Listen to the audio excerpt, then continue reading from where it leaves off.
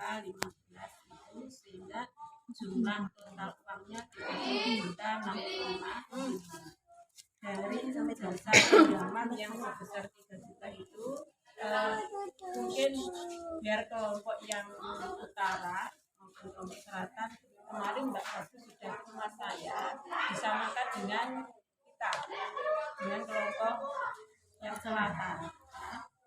Dari jasa yang diperoleh itu akan dibagi, yang pertama untuk jasa tabungan dan jasa yang meminjam. Jadi yang meminjam juga dapat jasa, yang menabung juga dapat jasa, tapi besarnya tidak sama.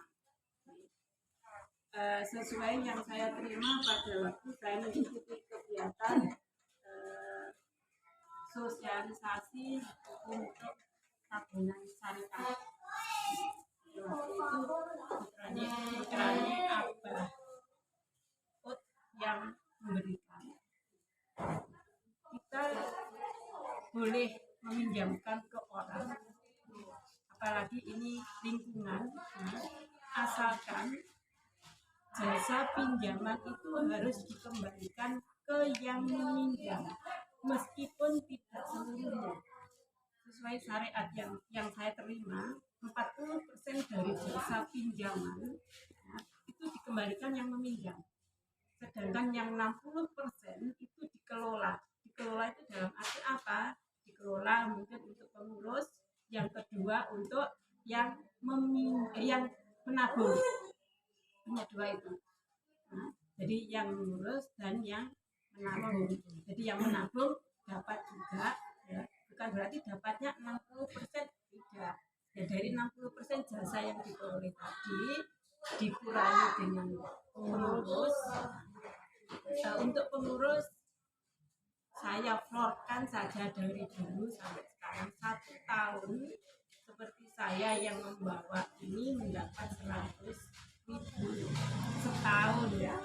Itu lek dorong 6 yang bawa pasti nanti. Siapa saja yang bawa uang mungkin kan nggak pernah ngambil, pasti nanti. Ya kan? Kita dapat, saya mengambil 100.000, dan yang tabungan juga 100.000. Pengurus yang lain untuk kelompok saya beri 50.000. Sisanya itu saya bagi rata untuk jasa tabungan yang menabung, sehingga tidak mesti harus ketemu 10%.